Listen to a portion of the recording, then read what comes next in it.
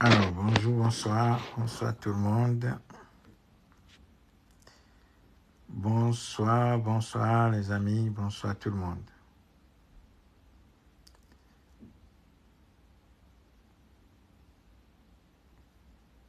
Il y a un nouveau week-end s'achève. Un nouveau week-end s'achève qui annonce une nouvelle semaine. La question est de savoir ce que nous avons fait durant ce week-end pour notre peuple. Est-ce que nous avons travaillé pour l'Afrique ce week-end ou pas?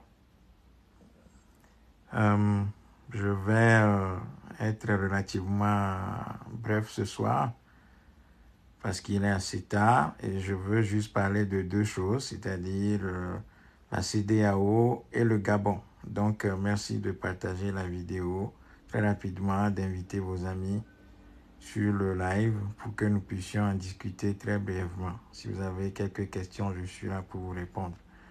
Donc, merci encore. Alors, on va voir si il y a quelques personnes en ligne. Alors, je disais que on vient de un week-end, un nouveau week-end est en train de finir, ce qui annonce une nouvelle semaine. Et donc, la question, c'est de savoir ce que nous avons pu faire sur notre continent. Est-ce que nous avons travaillé pour notre peuple? Est-ce que nous avons fait des activités pour le peuple africain qui a besoin de nous, de notre action? Dites-moi ce que vous avez fait ce week-end pour la libération de notre peuple et la reconstruction de notre continent. Si vous avez fait des choses, merci de me faire savoir. Alors, pour les deux sujets dont je voudrais parler ce soir, à savoir la CEDEAO et le Gabon, je voudrais commencer par la CEDEAO qui vient de tenir un sommet en Guinée,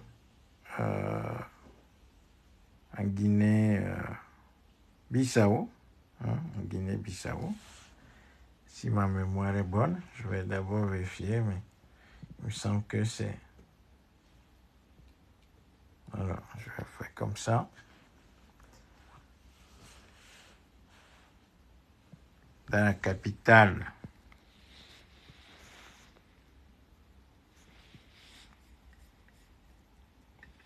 Alors, je vais faire comme ça. Donc,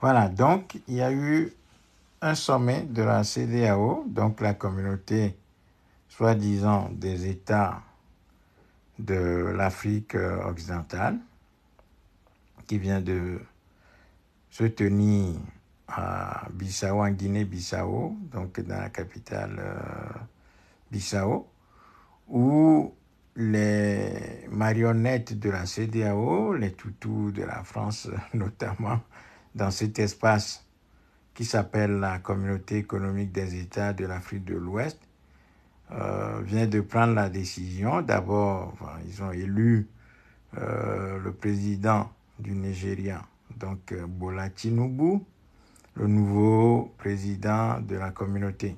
Donc, ça, c'est l'une des premières décisions qui a été prise par la CEDEAO cet après-midi à Bissau, où ils ont élu Bola Tinubu, le nouveau président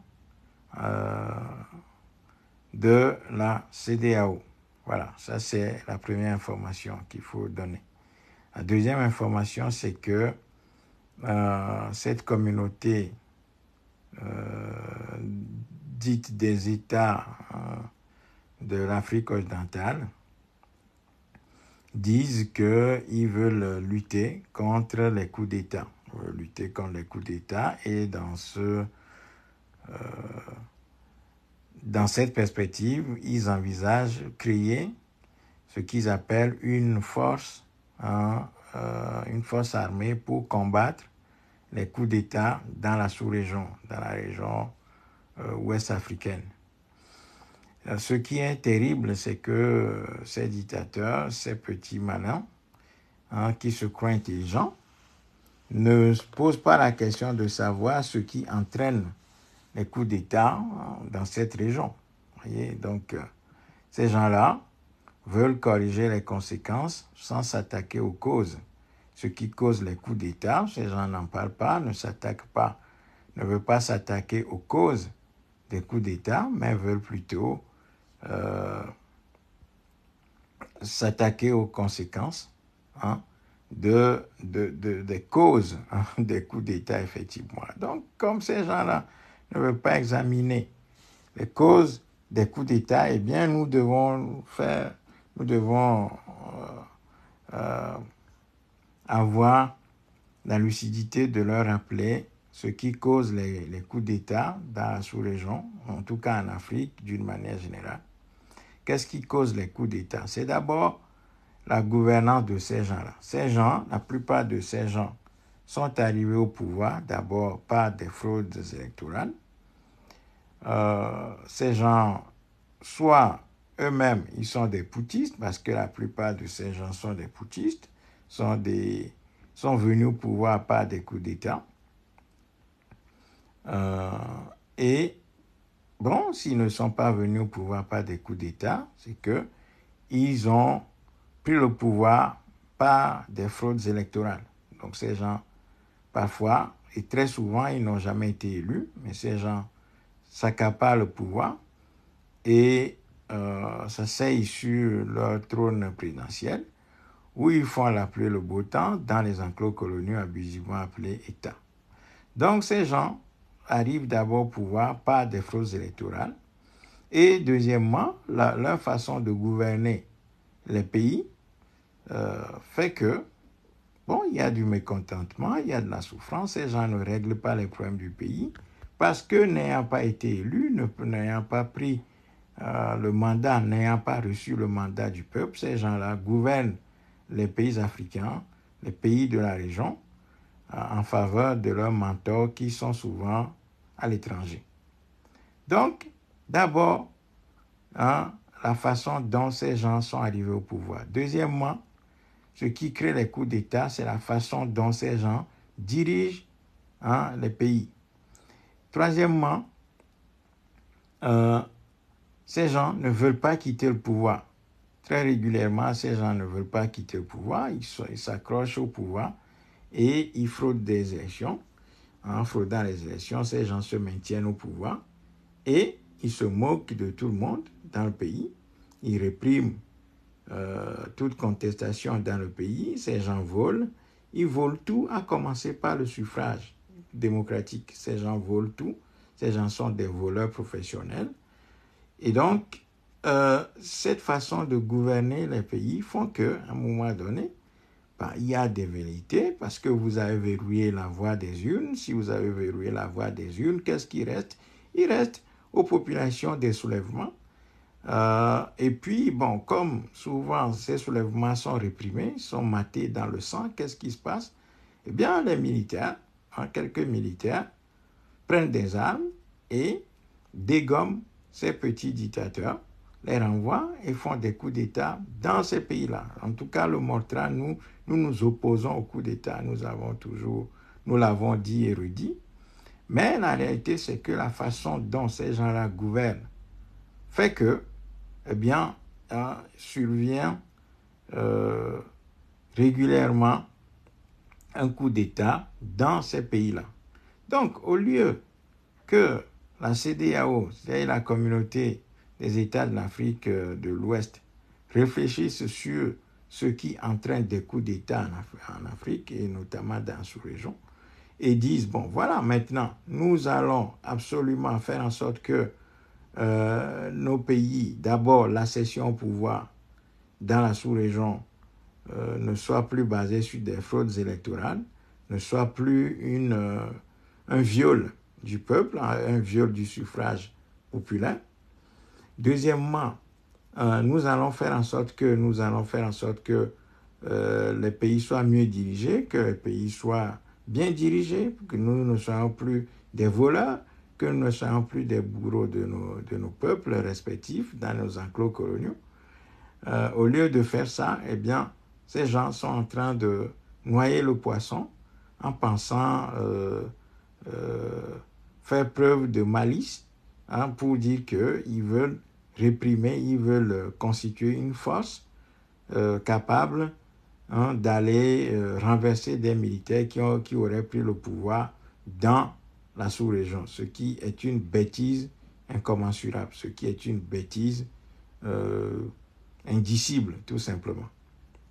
Donc, ces gens-là sont des imbéciles, ces gens sont des toqués, et ces gens, au lieu de corriger les causes, au lieu de traiter les causes, veulent s'attaquer aux conséquences des coups d'État, oubliant que les coups d'État sont générés, les coups d'État viennent du fait que ces gens-là, hein, qui se disent présidents de cette communauté des États de l'Afrique de l'Ouest, viennent au pouvoir par des fraudes électorales, se maintiennent au pouvoir, ne dirigent pas le pays de la bonne manière, ne font pas les choses, ne règlent pas les problèmes du pays, font souffrir la population, répriment tout le monde.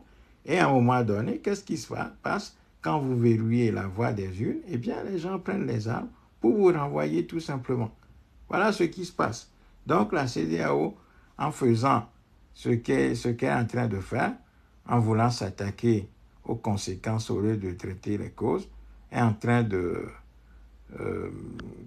croire pouvoir se moquer ainsi des Africains, mais en réalité, cette CEDEAO montre encore une fois ce qu'elle est véritablement, c'est-à-dire un instrument d'amusement, un instrument budgétivore qui consomme l'argent des pauvres populations africaines, hein, au lieu d'utiliser cet argent pour créer des infrastructures et traiter les problèmes des Africains. On utilise cet argent pour aller faire des sommets, hein, à l'issue desquels on sort des bêtises et des monstruosités, genre nous voulons créer une armée sous-régionale capable d'aller imposer un ordre soi-disant constitutionnel dans les pays où il y a des coups d'État, oubliant que les coups d'État viennent effectivement de la façon dont ces gens-là sont arrivés au pouvoir, c'est-à-dire des fraudes électorales à répétition, ensuite de la manière dont ils gouvernent les pays. Donc c'est ça qu'il faut dire. Donc encore une fois, il n'y a rien à attendre de cette CEDEAO, il faut que le peuple africain de ces sous-régions se mobilise pour renvoyer tous ces gougnafiers, tous ces gens-là, les renvoyer tout simplement pour entamer la reconstruction de cette sous-région. Donc il n'y a rien à attendre de cette CEDEAO, qui est une plaisanterie, qui est une institution coloniale de cette sous-région, qui ne règle aucun problème, qui veut absolument maintenir le syndicalisme des dictateurs africains dans ces sous-régions, tout simplement. Parce qu'un Faure Gnassingbé qui est arrivé au pouvoir en massacrant, selon l'ONU même, hein, en 2005, 500 Togolais, et selon les organisations de défense des droits de l'homme au Togo, plus de 1000 Togolais, qu'est-ce que Faure Gnassingbé va aller dire en termes de constitution et de démocratie? Qu'est-ce qu'un gars comme ça peut dire?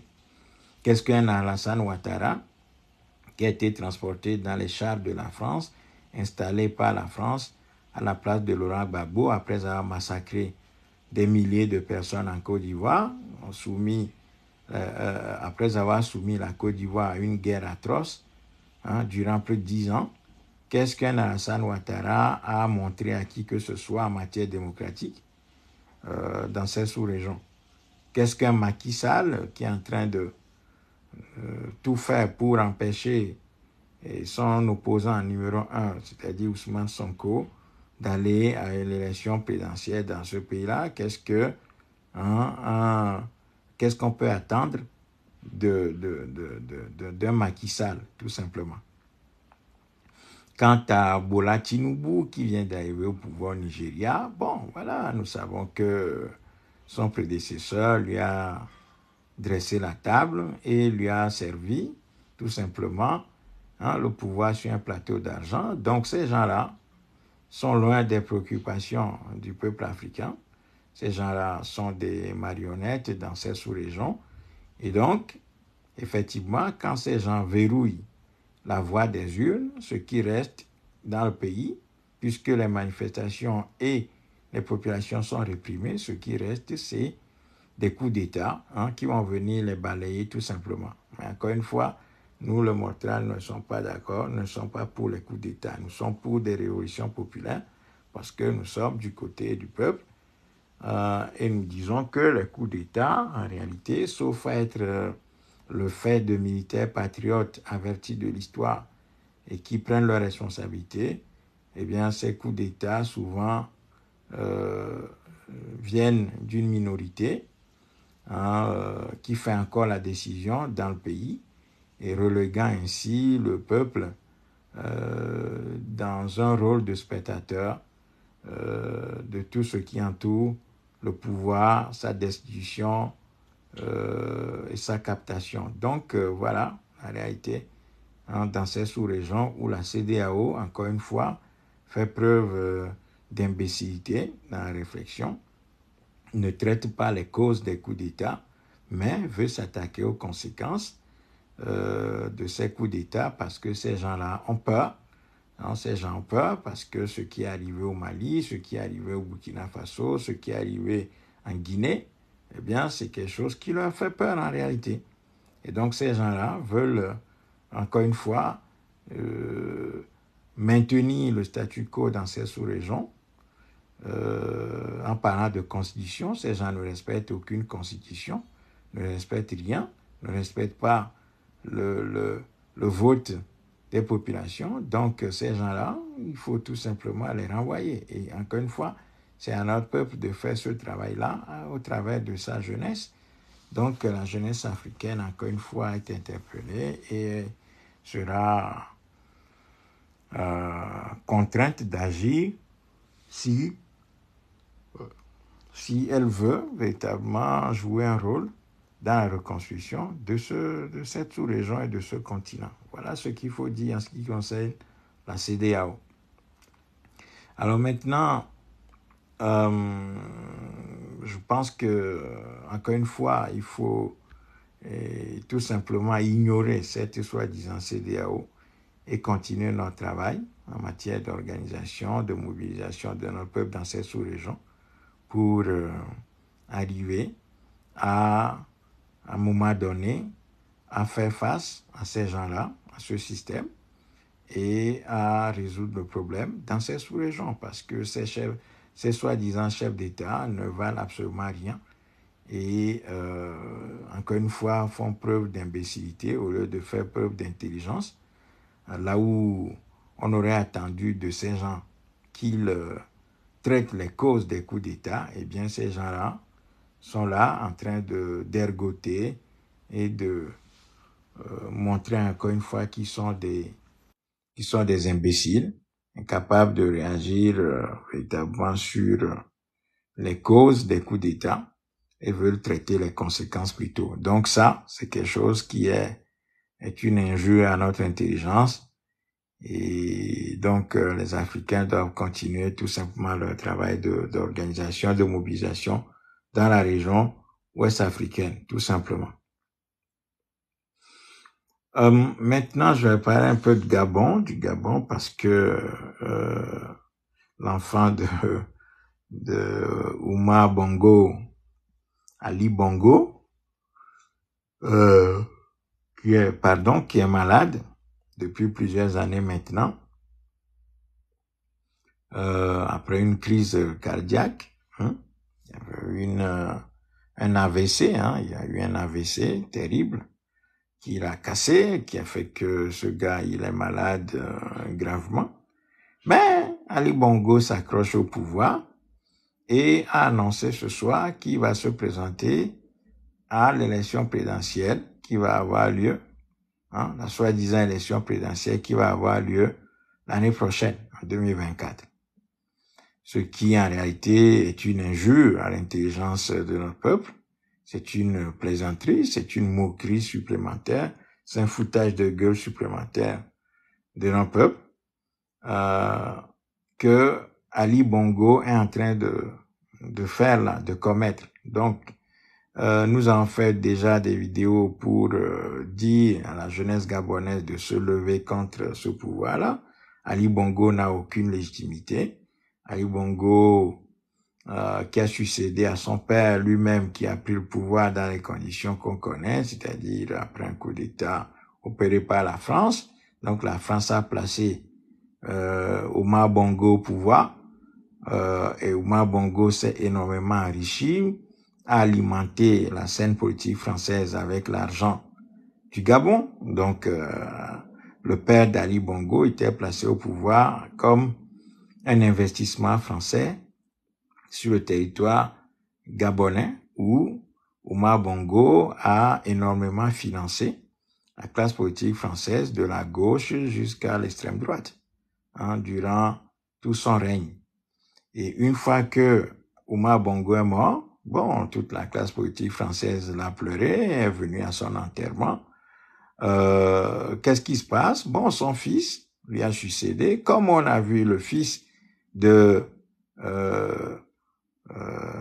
Idriss Déby être placé au pouvoir par la France après l'assassinat de Déby, comme Fagne Gnassingbé au Togo qui a remplacé son papa, où la France a imposé Fagne Gnassingbé au Togo également. Donc c'est ça que la France a fait au Gabon en mettant le fils de Oumar Bongo à la place de Oumar Bongo qui est mort, qui est parti mourir en Espagne, il y a plusieurs années maintenant. Donc Ali Bongo s'est accroché au pouvoir après sa maladie. Ce gars, il n'a pas été élu, il a fraudé les élections et s'est imposé au peuple africain du Gabon. Et aujourd'hui, Ali Bongo, malade gravement, au lieu de prendre sa retraite pour consacrer du temps à sa maladie, pour se soigner, retrouver sa forme, etc., s'occuper de sa famille, penser à son état de santé, se soigner et soigner sa maladie, qu'est-ce qu'il fait?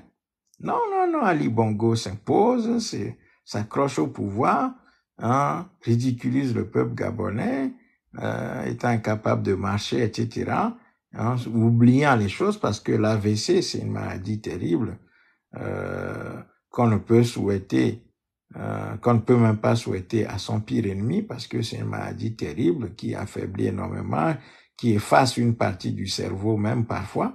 Donc Ali Bongo se trouve dans un état lamentable et ce gars ne dirige plus rien du tout au Gabon. Mais qu'est-ce qui se passe? Ali Bongo et ses amis, ceux qui entourent la cour, ceux qui constituent la cour d'Ali Bongo, sont en train de lui dire non, tu es le meilleur, si tu n'es plus là, il n'y aura plus rien. Donc, présente-toi à l'élection présidentielle. Et donc, Ali Bongo, avec son état pitoyable, piteux, se dit encore ce soir qu'il va se présenter à l'élection présidentielle. Alors que déjà, il ne dit plus rien. Ce gars est physiquement diminué, intellectuellement diminué, il ne contrôle plus rien au Gabon. Et autour de cet Ali Bongo s'est constitué une cour de piranhas, de vampires qui est en train de vampiriser le Gabon. Et donc ces gens se sucrent énormément sur le dos du peuple africain au Gabon. Et ils veulent continuer. Ces piranhas veulent continuer à dévorer le Gabon. Et pour le faire, il faut absolument maintenir un Ali Bongo affaibli qui ne contrôle plus rien du tout dans ce pays-là. Voilà le plan. Donc, ces gens-là veulent absolument que Ali Bongo reste au pouvoir parce que Ali Bongo, dans son état aujourd'hui, permet tout, laisse le pays entre les mains de la racaille, des pillards, des voyous de grand chemin qui pillent le Gabon, pendant que Ali Bongo ne contrôle plus rien et n'a déjà rien contrôlé avant d'ailleurs. Parce qu'Ali Bongo, c'est le sous-préfet que la France a placé là-bas au Gabon, tout simplement à la suite de son père. Donc, nous avons dit depuis plusieurs années, depuis des années, que dans un enclos colonial, il ne peut pas y avoir d'élection. Donc, si les Gabonais, si nos frères africains au Gabon croient que Ali Bongo a fait des élections et va les perdre, et puis qu'ils auront un soi-disant opposant au pouvoir, ils se trompent. Donc, ce que nos frères et sœurs au Gabon doivent faire, c'est de se lever pour combattre tout simplement Ali Bongo et sa cour, hein, laquelle cour est en train de présenter Ali Bongo comme une solution incontournable, comme la personne la plus indiquée pour diriger le Gabon et résoudre les problèmes du Gabon. Ce qui est une hérésie, vu l'état de faiblesse, de maladie d'Ali Bongo, qui ne contrôlait déjà rien auparavant. Donc, il faut que nos frères et sœurs au Gabon se lèvent, n'acceptent pas ces situations, refusent absolument ces situations et fassent front face à Ali Bongo et sa clique et son clan, sa cour, renvoie ces gens-là reprendre les clés du Gabon, reprendre la possession de la terre gabonaise pour ainsi entamer sa reconstruction. Nous, notre discours ne va pas varier parce que nous avons une situation invariable en Afrique. Il y a des invariants. Et donc, à partir de là, il n'y a rien à changer. Il faut que nos frères et sœurs au Gabon refusent tout simplement de cette situation et renvoient Ali Bongo, malade, paraplégique, intellectuellement affaibli, parce que l'AVC prend une partie du cerveau, ce qui est dommage parce que nous, même si Ali Bongo est un salopard, nous ne lui souhaitons pas cette maladie-là. Et nous tous, nous sommes de malades potentiels. Personne ne sait ce qui peut nous arriver. Nous pouvons nous aussi avoir cette maladie. Celle-là n'est pas la question. Nous ne critiquons pas Ali parce que parce qu'il aurait cherché cette maladie. Non, c'est pas ça la question. C'est que Ali Bongo, déjà, est un sous-préfet placé à la place de son père par la France, après la disparition de son feu père. Deuxièmement, sa façon de diriger le Gabon, pour nous, c'est scandaleux. Et troisièmement, Ali Bongo étant malade, eh bien, il va falloir qu'il laisse tout simplement le pouvoir pour consacrer du temps et de l'énergie qui lui reste à se soigner et à s'occuper de sa famille. Voilà ce qu'il faut dire. Et comme la cour d'Ali Bongo lui dit non, non, non, non, tu es le meilleur, tu dois continuer, tu es le Jésus du Gabon, tu es l'envoyé de Dieu pour sauver le Gabon, et puis sans toi, il n'y aura plus rien. Que sera le Gabon sans Ali Bongo? Sa cour lui fait la pommade parce que, évidemment, comme Ali Bongo est dans cet état, c'est la cour qui dirige, c'est la cour qui pille tout, qui vole tout.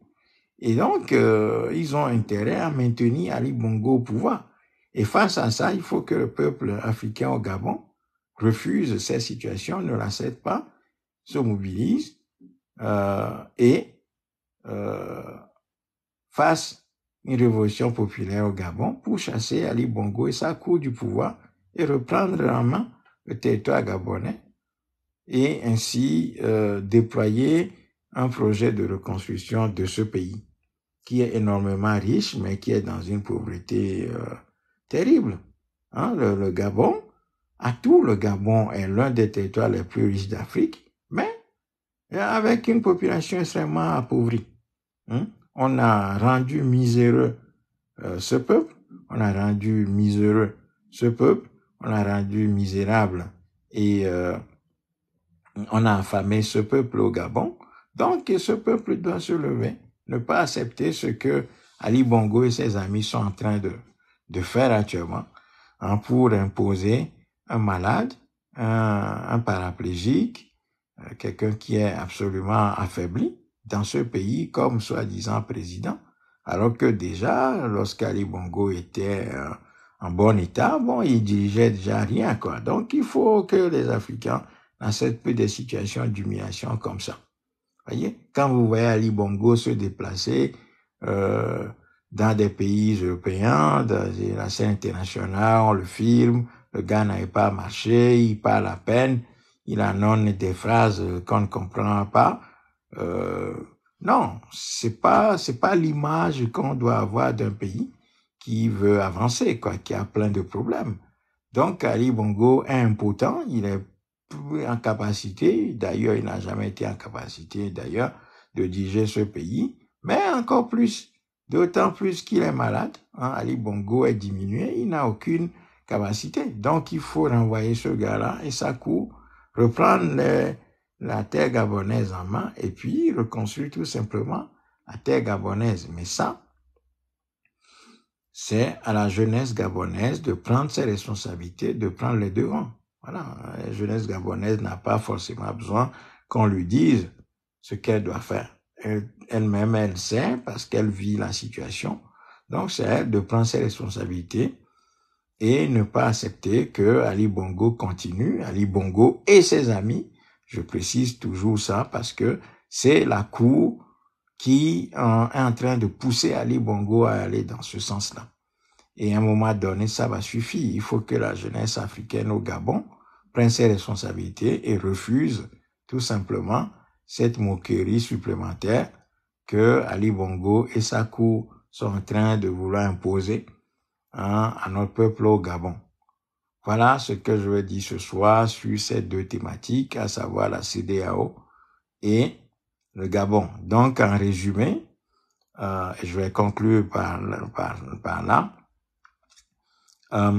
c'est de dire que la CEDEAO, la communauté soi-disant des États de l'Afrique de l'Ouest, fait preuve encore une fois d'imbécilité, d'inanité intellectuelle, de malhonnêteté intellectuelle et de fourberie parce que la CEDEAO veut traiter les conséquences et non les causes des coups d'État. Voilà, il ne veut pas traiter les causes et les causes sont connues. Les causes sont de 3 ordres. La première cause des coups d'État dans la sous-région ouest africaine, c'est la manière dont les soi-disant présidents arrivent au pouvoir. Donc ces gens, s'ils n'arrivent pas au pouvoir par des coups d'État eux-mêmes, ou bien dans les chars de la France, de l'étranger, donc Alassane Ouattara par exemple, s'ils n'arrivent pas par des coups d'État, comme Fouania Singbe, etc., qui avait fait des coups d'État en 2005, etc., pour prendre le pouvoir, c'est que ces gens sont arrivés au pouvoir par des fraudes électorales. Ça, c'est la première cause des coups d'État. Donc, ces gens ont tout fraudé des élections pour arriver au pouvoir. Et ces gens n'ont aucune légitimité. Voilà pourquoi il y a des coups d'État dans cette région. Ça, c'est la première raison. La deuxième raison pour laquelle il y a des coups d'État dans ces sous-régions et en Afrique d'une manière générale, c'est la façon dont ces soi-disant présidents dirigent les pays. Ces gens dirigent le pays de manière dictatoriale. Le pouvoir colonial, pour eux, c'est leur patrimoine. Ils font une gestion patrimoniale du pouvoir colonial. Ils s'asseyent sur la tête du peuple. Ils lui pissent dessus. Ils lui volent tout. Ils le privent de tout. Ils construisent rien dans le pays. Et donc, ils affament le pays. Ils assoiffent le pays. Ils maintiennent toutes les institutions coloniales dans le pays.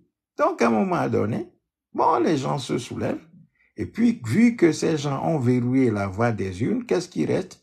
Il reste que la voie des armes où des groupuscules militaires se forment pour comploter et faire chuter les pouvoirs dans cette sous-région. D'où des coups d'État. Ça, c'est la deuxième raison. La troisième raison pour laquelle il y a des coups d'État dans l'espace CEDEAO et en Afrique d'une manière générale, c'est que ces dictateurs, quand ils arrivent au pouvoir par des fraudes électorales, ou bien par des coups d'État, ou bien dans des chars de l'OTAN et notamment de la France, qu'est-ce qui se passe?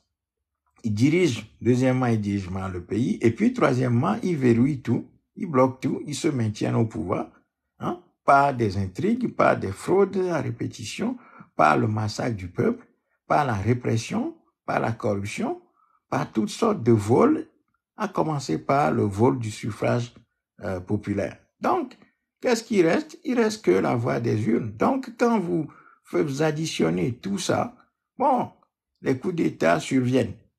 Voilà, les coups d'État surviennent. Et donc, c'est sur les causes qu'on doit agir. Des gens qui seraient préoccupés par les coups d'État devraient plutôt se poser la question, pourquoi il y a des coups d'État dans cette sous-région? Au lieu de poser cette question, ils disent non, nous allons construire une armée pour une armée anti-putsch, une armée anti-coup d'État dans la sous-région. Donc, encore une fois, la CEDEAO fait preuve de malhonnêteté intellectuelle, ce qui n'est pas une surprise. La CEDEAO et ses dirigeants font preuve d'imbécilité, de tocardisme intellectuel et croient pouvoir tromper ainsi notre peuple dans ces sous-régions. Eh bien non. Donc, quand on additionne ces trois causes, eh bien, on voit que les coups d'État ne vont pas s'arrêter dans ces sous-régions, à condition que ces gens changent leur façon de faire dans ces sous-régions. Autrement, il y aura toujours des coups d'État. Donc, c'est une injure à notre intelligence que de parler d'une force anti-coup d'État dans ces sous-régions au profit d'une logique constitutionnelle qui n'a jamais été respectée dans ces sous-régions. Voyez? Donc, c'est ça qu'il faut dire sur la CEDEAO. Et ensuite, sur le Gabon, nous disons simplement que Ali Bongo et ses amis ne doivent pas continuer à se moquer éternellement de notre peuple au Gabon. Et il faut que le peuple africain au Gabon se lève, et à un moment donné, pour faire la décision, renvoyer ces gens-là, reprendre la terre gabonaise en main et déployer un plan de reconstruction du Gabon, tout simplement. Parce qu'Ali Bongo n'est pas en état de faire quoi que ce soit étant malade. Voilà. Ali Bongo, déjà, n'était pas malade, il contrôlait rien du tout. Maintenant qu'il est malade, vous imaginez bien ce qui se passe. C'est la cour, c'est sa cour qui dirige le Gabon. Et c'est la cour, ce sont les courtisans qui veulent maintenir Ali Bongo au pouvoir. Ainsi. Voyez? Donc, il faut tout simplement arracher le pouvoir des mains de ces gens-là et tout simplement agir pour que le Gabon revienne aux Gabonais et que les Gabonais puissent recommencer ou commencer à reconstruire ce pays qui est détruit depuis des années. Un des pays les plus riches d'Afrique contient les populations les plus misérables. Une population qui n'est même pas nombreuse, mais les Gabonais souffrent énormément. Donc, il faut qu'à un moment donné, la jeunesse gabonaise assume ses responsabilités et n'accepte plus tout ça. Voilà ce que je veux dire ce soir. Et donc, il n'y a pas lieu d'aller ou d'espérer une quelconque élection avec Ali Bongo, parce que si Ali Bongo se dit candidat, c'est clair qu'il va encore rester au pouvoir. Et ça, il faut le refuser absolument. C'est le seul chemin pour que le Gabon puisse connaître un mieux-être progressivement, quoi. Voilà. Sans ça, il n'y a rien qui va changer. Ali Bongo et sa cour et ses courtisans vont continuer à piller le Gabon, à vendre le Gabon à la France et aux étrangers notamment. Et la France-Afrique va continuer tout simplement au Gabon. Donc ça, il faut absolument le refuser, quoi. Et il n'y a pas d'autre voie pour le faire que la voie révolutionnaire populaire.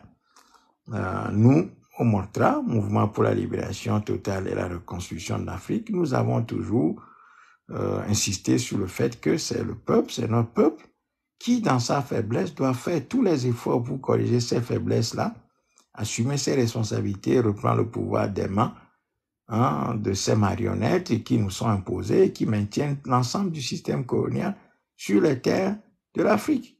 À commencer par le franc CFA, les bases militaires, les corps coloniaux, l'agriculture coloniale et tout ce qui va avec, quoi. Ces gens ne construisent rien, ils se moquent de nous et ils se maintiennent au pouvoir. Donc, il faut absolument que survienne une révolution populaire au Gabon pour chasser Ali Bongo et ses courtisans du pouvoir. C'est tout. Donc voilà les deux sujets sur lesquels je voudrais réagir ce soir à chaud, comme ça. Je ne sais pas si vous avez des questions. Pour le moment, je n'en vois pas. Bon, si vous n'en avez pas, je vais arrêter et puis vous souhaiter une bonne nuit, une bonne journée, une belle soirée selon où vous êtes, quoi. Donc, continuons la bataille, continuons le combat et continuons la mobilisation, continuons à travailler sur notre organisation parce que c'est de notre organisation que dépend notre victoire. Il n'y aura pas de solution. Voilà. Il n'y aura pas d'autre solution, que ce soit dans l'espace CEDEAO ou au Gabon ou ailleurs sur le continent africain. Vive la lutte populaire, vive la révolution africaine, vive la révolution africaine qui va venir, parce qu'elle viendra. Il faut travailler pour la hâter et pour pouvoir triompher face à ce système mafieux, à ce système criminel, à ce système anti-peuple qui bouffe des vies en Afrique, qui casse tout, qui détruit tout, quoi. À ce système mafieux et à ce système cannibale. Donc, merci encore une fois pour tout ce que vous faites. Merci de partager la vidéo. Merci et bonne soirée chez vous. À très bientôt.